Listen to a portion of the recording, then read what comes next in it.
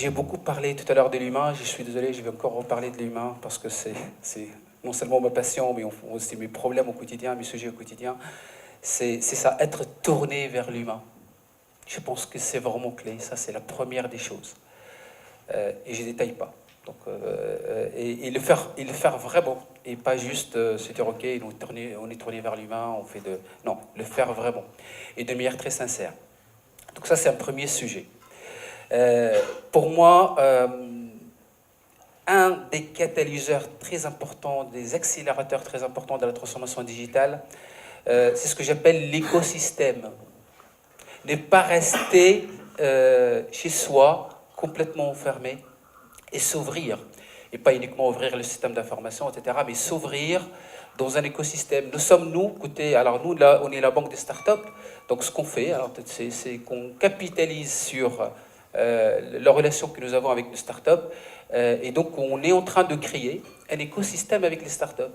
Alors on l'a initié en 2018, on va l'accélérer là en 2019. Moi-même et avec mes équipes, on se coach avec des start-upers. Voilà, donc moi je les vois régulièrement, donc je n'ai dans mon cercle restreint quelques-uns que je vois régulièrement pour échanger, sortir de ma bulle du quotidien, des SI bancaires, échanger avec eux sur le monde de demain.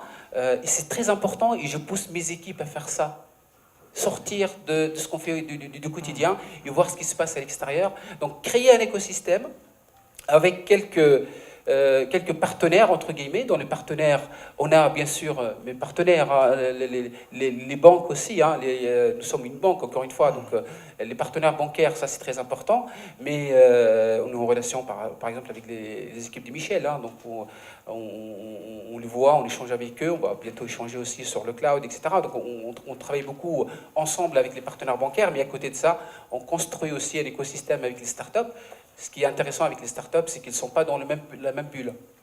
Donc du coup, c'est très intéressant. Moi, je crois beaucoup à la diversité, de A jusqu'à Z, et même la diversité des approches. Je ne parle même pas de diversité people, la diversité des approches. Pour nous, DSI bancaire, elle est très, très, très intéressante. Ça n'empêche qu'on restera toujours une DSI bancaire. Mais les DSI bancaires vont se transformer et ils ne seront plus dans les années qui viennent ce qu'ils sont aujourd'hui. L'autre élément très important, et ça a été cité ce matin par Météo, par les équipes, la technologie redevient au centre. Et ça, je suis convaincu, la technologie, on va être des entreprises de plus en plus tech. Côté BPI, excusez-moi, côté BPI, on communique énormément sur la dimension tech de l'entreprise. On est une banque fintech. Et c'est vraiment, c'est pas juste un effet de communication, c'est vraiment un modèle qu'on est en train de construire de bout en bout, avec le soutien et les sponsoring de la direction générale. Mais au sein de la DSI, c'est très important du coup d'intégrer cette dimension-là.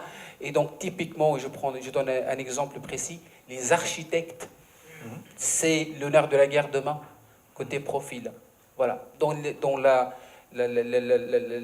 cible qu'on est en train de dessiner, la trajectoire qu'on est en train d'instruire pour atteindre cette cible-là.